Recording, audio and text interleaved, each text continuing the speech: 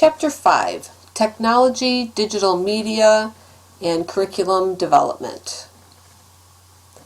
This brief presentation is not an outline of Chapter 5. Instead, it contains a refresher of curriculum-specific learning and a scenario that you will reflect on using the knowledge that you gain from reading Chapter 5. Reading Chapter 5 and reflecting on the questions at the end of this presentation will help you study for Quiz 2. In Chapter 1, you read about curriculum-specific learning, and in your discussion board post, you were asked to give your definition. Many of you copied the definition directly from the book, which said that it is learning how to apply principles, knowledge, and ideas to authentic and practical classroom lessons and projects that can benefit you and your students. So what does that really mean?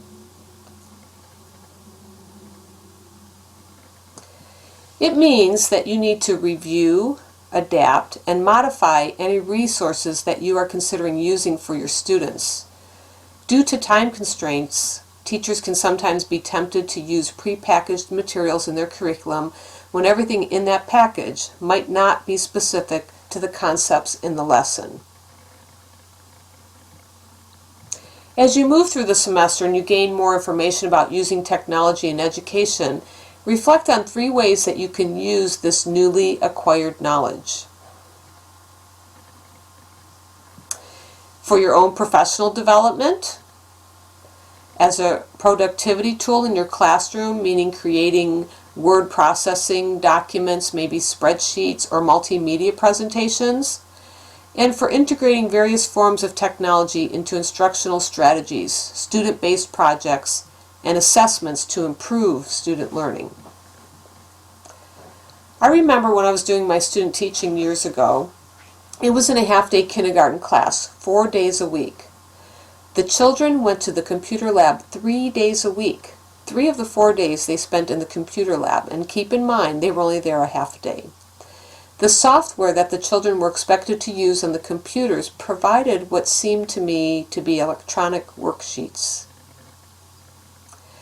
The reading and math concepts that they were working on with the computers were not aligned with what they were doing in the classroom. Computer lab was a separate activity.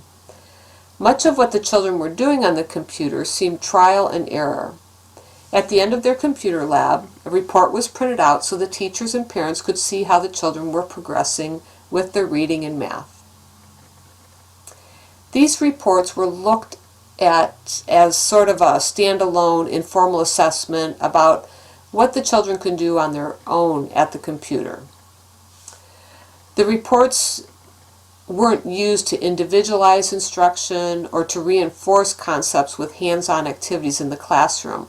I remember thinking that too much emphasis was placed on something that did not have a direct connection to what was happening in the classroom. So you're going to read Chapter 5, and after reading Chapter 5, you're going to consider questions on the next few slides.